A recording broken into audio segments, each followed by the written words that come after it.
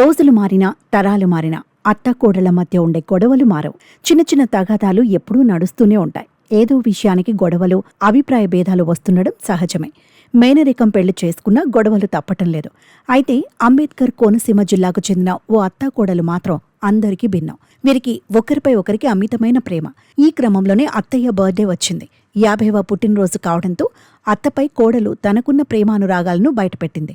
ఆమె పుట్టినరోజు వేడుకలను అత్యంత ఘనంగా నిర్వహించింది. అంతేకాదు, ఏకంగా ₹1,00,00,000 విలువైన గిఫ్ట్లను అందజేసింది. ప్రస్తుతం ఈ ఘటనకు సంబంధించిన వార్త సోషల్ మీడియాలో వైరల్ అవుతోంది.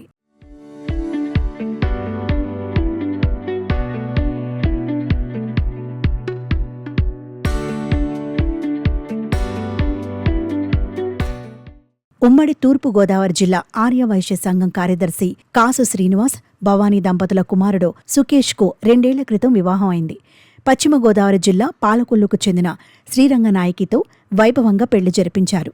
పెళ్లయ్యాక అత్త భవానీ 50వ పుట్టినరోజు వేడుకలను కోడలు శ్రీరంగనాయకి ఘనంగా నిర్వహించి తన ప్రేమను చాటుకుంది. ముందుగా అత్త భవానీకి 50 అడుగుల పుష్పాలంకరణ వేసి ముత్తైదువులతో హారతి ఇచ్చి వేద పండితుల మంత్రోచ్చారణ నడుమ లోపలకు నడిపించారు. పట్టుచీర, పసుపు, కుంకుమ, గాజులు, మంగళసూత్రం, 100 గ్రాముల బంగారు బిస్కెట్, 28 లక్షల రూపాయలు విలువ చేసే డైమండ్ నెక్లెస్, 50,50,000 రూపాయల నగదును అందజేశారు.